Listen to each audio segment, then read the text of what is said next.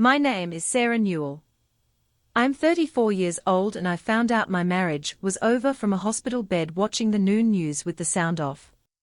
On screen, boarding a luxury cruise liner at Port Miami were my parents, my sister, and my husband, laughing in a linen shirt I had ironed myself.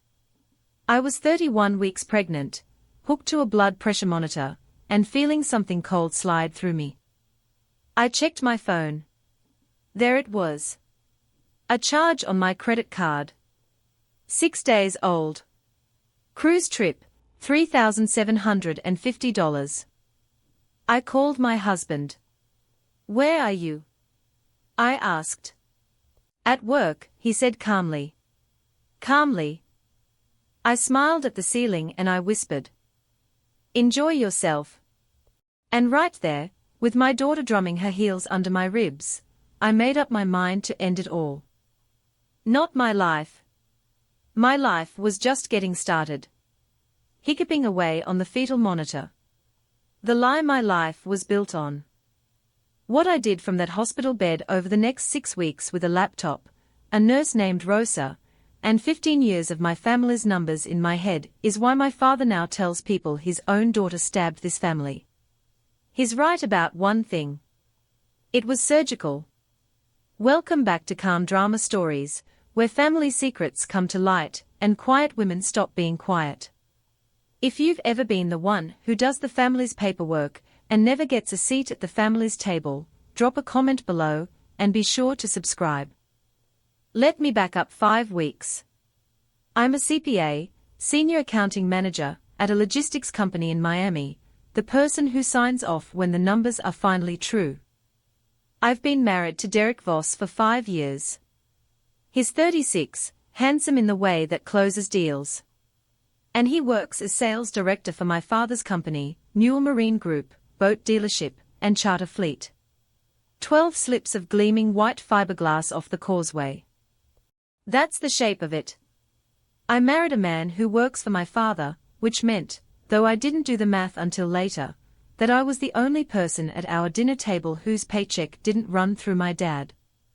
We had a good house on Coral Way, a nursery half painted the yellow of lemon sherbet, and a daughter due in 9 weeks.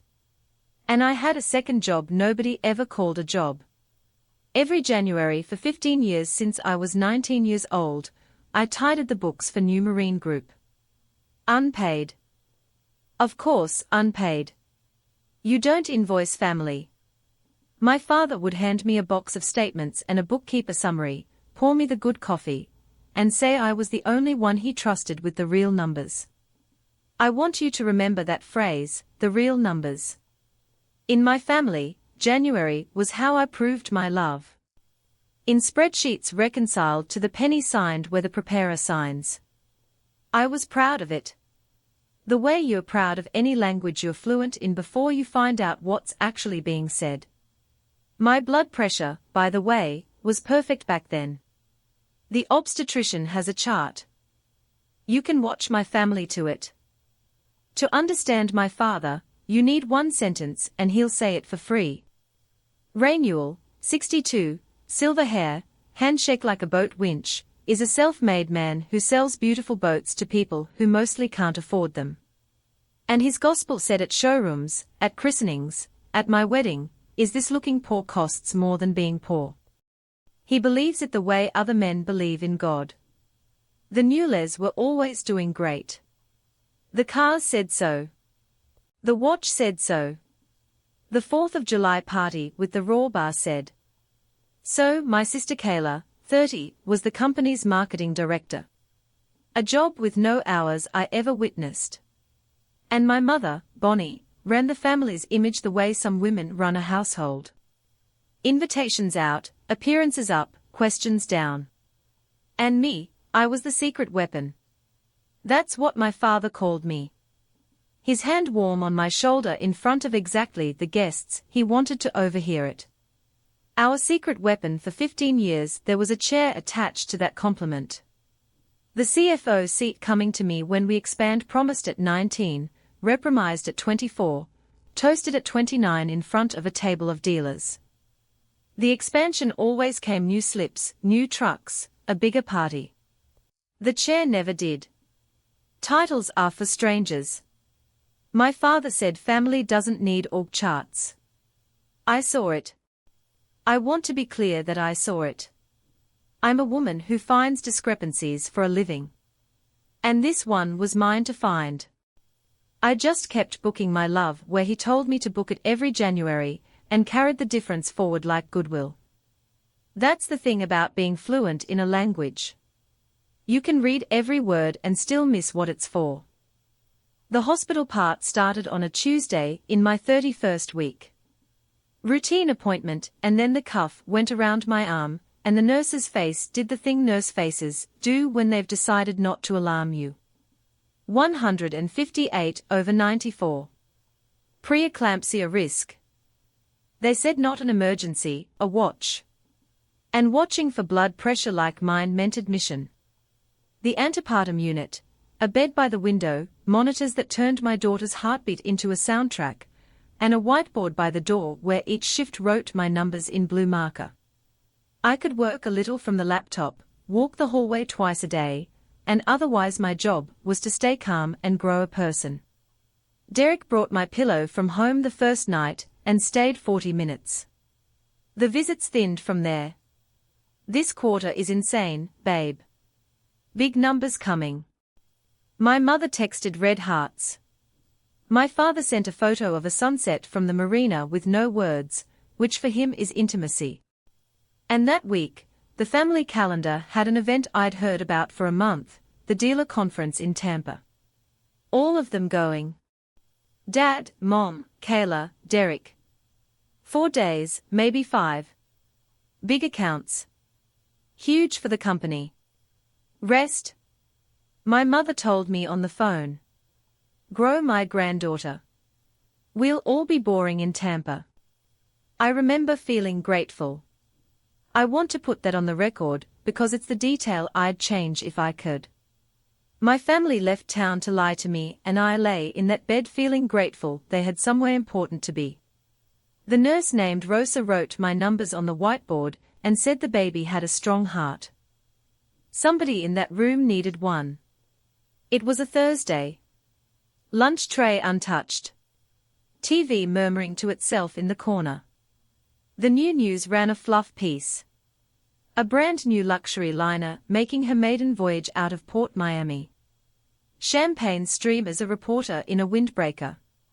I was half watching the way you watch anything at all in a hospital, which is to say like it's weather. And then the camera panned the boarding deck, and the weather became my family. 4 seconds of B-roll. My father raising a glass to someone off camera, wearing the blazer my mother calls his closing jacket. My mother beside him, laughing with her chin tipped back. Kayla waving both arms at the camera the way she has since she was 6. And Derek, my husband in the pale blue linen shirt I had ironed and hung on the closet door before I was admitted, laughing with his head thrown back at something my father said. The reporter said the word unforgettable. The segment ended. A commercial for flooring came on. I sat very still, the way you do when your body knows before your mind files the paperwork. And then, feeling uneasy in a way I could not yet name, I checked my phone. The card alert had come in 6 days earlier. I'd been in a monitoring appointment and swiped it away without reading. Cruise trip, $3,750. My card, not our joint card. Mine. I called Derek. He picked up on the second ring. Easy as a Sunday. Hey babe, where are you? I asked. A heartbeat. The smallest heartbeat in the world. The kind only auditors and wives can hear. At work, he said calmly. And I smiled. I actually smiled at the ceiling tiles. And I whispered, enjoy yourself. And hung up before he could add a single decorative detail. Rosa came in 2 minutes later to check my pressure, 162. She looked at me. I looked at the ceiling. I am going to need my laptop, I said. Here's what I did not do.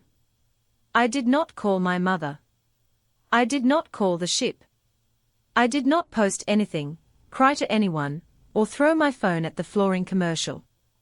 I asked for my laptop, and my neighbor Carmen, keeper of our spare key and asker of zero questions, dropped it at the nurse's station the next morning. Derek texted me a heart and glad you've got your projects, babe. Slammed with meetings. The ship, I would learn, was docked in Cosmo that day. The meetings were a swim-up bar. I opened the laptop and did the thing I have done every January for 15 years. I started with what I could verify. Our joint accounts first. It took one evening with statements I had every legal right to read because my name is on that account. And there it was. Patient as sediment. $28,400 moved out over 18 months in 11 transfers. Each one memoed NMG Bridge. Bridge? Money walking out of my marriage into my father's company authorized by my husband. One quiet plank at a time. The cruise charge sat on my personal card, the card Derek had been an authorized user on since our honeymoon. Because that's what trust looks like when you're 29 and in love. Snorts. $3,750. A shore excursion package booked 6 days before departure, charged to the wife in the hospital bed. I did not delete him from the card that night, though my thumb hovered. Auditors don't spook the account before the count is done. Instead, I opened a fresh spreadsheet and named it the way I name all my files, plainly, household actuals. Column A, what I'd been told. Column B, what the record said. It's the oldest report in my profession. It has ended more marriages than any detective. The second night, I went where I probably should have gone years earlier. The company's shared drive legally boringly, with the login they'd given me 15 years ago, and renewed every January. I was after all the family's numbers person. I wasn't hunting. I was preparing the way you prepare before you confront your husband. Know what's true. Know what's provable. Know the difference. And they're sitting in the shared folder tree like it had every right to be. There was something new. A folder called Charters. Ray only somebody. My father is not a details man. That was always my department. Had synced his private bookkeeping into the company drive by mistake. I looked at that folder name for a long time. Re only. Then I clicked because my name had been signing this company's paperwork for 15 years. And whatever lived in there lived under my signature, too. Inside was the Charter Fleet Real Ledger. I knew the fake one intimately. I'd polished it every January. Cash receipts modest and tidy. A struggling side business kept afloat for love of the sea. The real one ran a second column the January version never saw. Cash charters, bachelor parties, fishing weekends, weddings at sunset. Hundreds of them. Years of them. None of them anywhere in anything I'd ever been handed. I sat in my hospital bed with my daughter's heartbeat, galloping through the monitor's little speaker, scrolling 5 years of 2 truths, and I understood my Januaries at last. I hadn't been tidying my family's books. I'd been painting them. Every year they handed me a staged room, and I made it look lived in and signed my name at the bottom like an artist. If you don't work in my field, here is the part where I tell you why my hands went cold.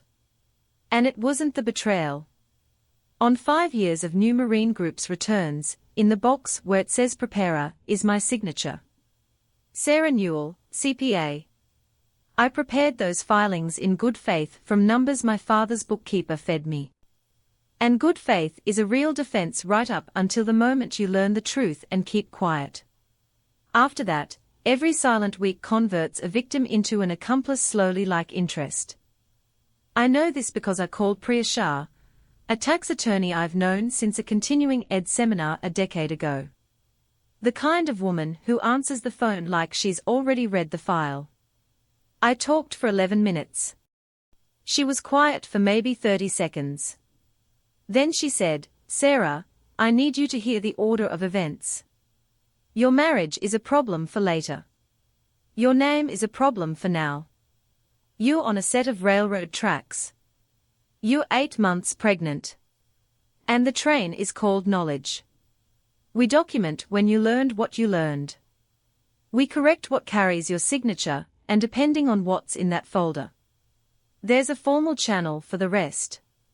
What you don't get to do anymore is nothing. I hung up and looked at the whiteboard with my numbers in blue marker. And under the fetal monitors galloping, I heard the shape of the next month of my life. If you've ever done free work for family and then found out what your love was actually being used for, tell me in the comments, because I need to know how you carried it. Me? I did what I do. I made a file, and this time the client was me. That Sunday night, Derek video called.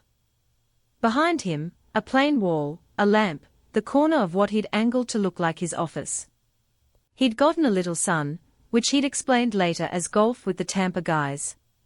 He asked about my pressure, about the baby, called her our little line item, which used to make me laugh, and I watched my husband perform tiredness, the rubbed eyes, the loosened collar he'd loosened for the camera. And behind his voice, under the wall and the lamp, there was a low, steady hum I couldn't place at first, a hum with engines in it. Then far away, unmistakable to anyone who grew up in a port city, a ship's horn. One long note. Derek didn't flinch. He had stopped hearing it days ago. I didn't flinch either. "How's my girl?" he asked, and I put my hand on my belly on his daughter, and I said, "We're fine." 2 words. The first lie I ever told my husband. And here is what shocked me. Lying there in the dark after the call. It didn't feel like sin. It felt like armor, like the first accurate entry in a household that had been keeping 2 sets of faces for years. He blew a kiss to the camera lens. I watched myself blow one back. The woman on the little preview screen did it perfectly. She'd learned from watching the best. 5 more days, said the cruise itinerary I now had bookmarked. I slept better than I had all week. The family group chat that week was a masterclass. My mother posted a photo of a conference center lobby she must have found online. Beige carpet, a banner, could have been anywhere in the last 20 years. With the caption, "Day 2, your father is charming everyone." Kayla complained about back-to-back sessions. Eric added a thumbs up to everything. The ellipses of a man conserving his lies. And then Wednesday evening, my mother slipped. A photo appeared. A sunset, impossibly orange, taken over a ship's rail. You could see the rail. You could see the wake. Captioned, "Gorgeous evening here." 40 seconds later, it vanished. Deleted, replaced by nothing. I want to be honest about what I did with that because it matters to how this story ends. I did not screenshot it. I didn't need to. Screenshots are for people building a case for an audience. And I wasn't building that kind of case. I reached for the yellow legal pad Rosa had screed me from the nurse's station, and I wrote 7:41 p.m. sunset photo ship's rail deleted within the minute. A record, not a weapon. There's a difference.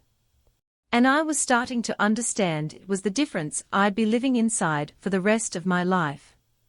What that deleted photo actually cost me was something no screenshot could hold anyway. Until 7:41 that Wednesday, some root cellar part of me had believed this was Derek's sin. Singular, that my parents were props in it, maybe even fooled by it. My mother deleted that photo in 40 seconds. You don't delete what you don't know is a lie. They all knew. The whole boat knew. I put down the pen, and Rosa came in for the night reading. And my numbers were up again. And nobody in that hospital asked me why. I spent the quiet days doing something dangerous for a woman on blood pressure watch. Remembering 19 my first January. Dad cleared the dining table, sat down a banker's box, and told me I was the only one he trusted with the real numbers. I stayed up 3 nights and found $1,100 in bank fees he could avoid. And he told the whole marina, his daughter had the sharpest eyes in Florida, and I lived on that sentence for a year. 22. I skipped my only college spring break because audit season at the shop needed me. My roommate sent postcards. I reconciled fuel invoices. 24. The CFO chair promised to cross a Christmas ham. When we expand, sweetheart. The expansion came the following spring. 2 new slips and a party with an ice sculpture. The chair didn't. 29. My father stood at a dealer dinner, raised his glass at me in front of 30 men, and called me the company's secret weapon. And the table applauded, and I sat there glowing like a fool while the word secret did all the real work in that sentence. A weapon that secret gets used, gets cleaned, and gets put back in the drawer. It does not get a title, a salary, or a seat. I knew lying in that hospital bed, I finally let myself total the column I'd been carrying forward for 15 years. And the balance was this. I had done a controller's job for a decade and a half for free for a company that flew my husband to Cosmo on my credit card while I grew their granddaughter in a monitored bed. My pressure held steady that day, actually. Rosa said, sometimes the body calms down once the mind stops arguing with the evidence. Once you know a ledger is lying, the only mercy is that it can't stop. Numbers confess in patterns. And the patterns kept coming. In the real charter ledger, 5 years of cash receipts that had never seen a tax return, $940,000, give or take the weddings at sunset. In the payroll file, an employee I'd never met, a marketing assistant, salaried at $85,000 a year with no email in the company system, no time cards, no photo at any company party I'd ever attended, and a direct deposit account whose last 4 digits I recognized because I'd helped my sister set up that account when she was 23. Kayla's assistant was Kayla, wearing a name like a coat. Fuel invoices with dates shuffled to move expenses between years, a consulting line that mapped month by month onto my parents' country club dues. I sat back against the hospital pillows and made myself say the true sentence out loud quietly to the fetal monitor. This was not a marriage problem. A husband on a boat, that's a marriage problem, and there are professionals for it. This was a federal problem wearing boat shoes. And my name, my clean, boring 20-year career name, was signed under 5 years of its cover story. My daughter kicked hard like a co-signature. I know, I told her. I know. We are not staying.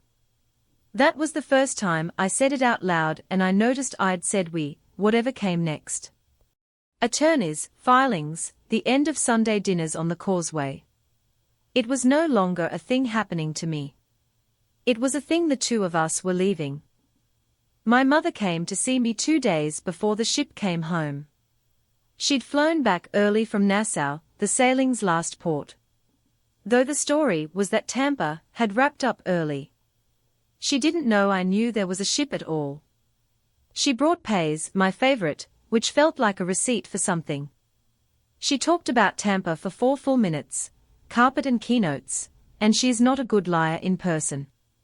Her hands kept smoothing the blanket over my feet like she could iron the conversation flat. And then, in the middle of a sentence about the baby's nursery, she stopped and looked at the monitor with my daughter's heartbeat ticking across it, and something in her face gave way at the foundation line. Your father, she said, and stopped. Started again. That trip, the Hendersons were on that sailing, the dealership money, the Naples people. Your father said we had to be seen there. Be seen, Sarah. You know how he is about being seen. I said nothing. Rule 1 of an audit. When they start talking, stop helping. You know the story, she said quieter. You don't know all of it. He was 12. It was a Tuesday. The truck. The finance company sent 2 men, and they took your grandfather's truck right in front of the school bus stop, chains and all, in front of every kid your father grew up with. He stood there holding his lunchbox. He told me one time Sarah in 40 years that the sound of those chains is the only thing he's ever been afraid of. She smoothed the blanket one more time. He swore he would never look poor again. He kept it. 50 years he's kept it. She left before visiting hours ended. The peonies stayed and their smell filled the room. And I lay there doing the terrible arithmetic of compassion. A 12-year-old with a lunchbox, chains in his ears, who grew up and bought boats and spent everyone he loved to keep the noise out. Understanding a thing, it turns out prices it. It doesn't pay for it. The next morning, I asked Rosa for a favor. She was updating my whiteboard, date, BP, baby's heart rate, all in her square blue capitals. And I asked her to add one line at the bottom. She looked at me. Nurses don't write extra things on medical boards. The whiteboard is a legal document of sorts, and Rosa had been a nurse for 30 years and had, I suspect, written exactly 0 decorative lines in her career. What's the line? She asked. The 14th, I said. Just that. The 14th. She held my eyes for a moment. She'd taken my pressure the day of the new news. She took it every day while I typed. She was, I am certain, the only person in Florida who had assembled the whole picture. And then she uncapped the marker, and wrote it square, and blue under my daughter's heart rate. The 14th. Nobody asked. Doctors read my vitals off that board every morning for a week and a half with the date of a docking ship sitting under them like a footnote. And not one person said a word, but I saw it every time I opened my eyes. The 14th, the day the ship came home to Port Miami, the day the Tans walked back into their cover story. The day my husband would sit on the edge of my hospital bed smelling of duty-free cologne and tell me about Tampa. And I had a parallel clock now, because my doctor had started saying the word induction. Week 36 if the numbers held sooner if they didn't. 2 arrivals coming on 2 docks. One of them was mine. The whiteboard kept both of us honest. Heart rate on top. Judgment Day underneath. Rosa capped the marker, and said the only thing she ever said about any of it that week. Boats come back. That's the thing about boats. On the 14th at 6 o'clock in the evening, my husband came back from Tampa, with a tan you cannot get in a conference center, and a gift bag from the airport. Inside the bag, a box of coconut patties, the kind they sell at every cruiseport souvenir shop from here to Koh and I would know because my firm audits a distributor. He kissed my forehead. He smelled like sunscreen at the follicle level, a smell that takes days of reapplication to achieve. He sat on the edge of my bed, took my hand, and told me about Tampa.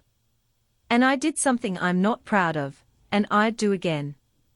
I asked one soft question just to watch. Did the Henderson deal close? A flicker. The name was on the boat, not in Tampa. And then I got to witness a professional at work. He built it in real time. The Hendersons had sent their money guy instead. Tough negotiators went long on day 2. Dad had to work the room. You know how your dad gets. Structure, texture, a setback for realism, a flattering role for himself. It balanced. It was beautiful. It was exactly like every fake ledger I've ever admired before breaking it apart. And watching him assemble it 8 in from our daughter's heartbeat monitor, I finally understood my husband. Joe Eric wasn't betraying the family code that trip. Joe Eric was keeping it. He'd married into a firm where the product was appearance, and the invoice always went to someone off-screen, and he'd been promoted. And I was the someone. He ate one of the coconut patties himself, telling me about Tampa's terrible traffic. He'd bought his own alibi at the port and then eaten it. I watched him lick sugar off his thumb. This man I chose, and I felt the last soft thing in me file for its own divorce. I confronted him 2 days later about the marriage only. The rest wasn't his to hear first. The rest had a lawyer now. I waited until he'd settled into the recliner with his phone, and I said conversationally, "There's a charge on my card, $37.50. It says cruise trip." The phone came down slowly the way landing gear comes down. And I watched the stages I've watched in conference rooms my whole career. Stage 1, confusion. Must be fraud. We should call the bank.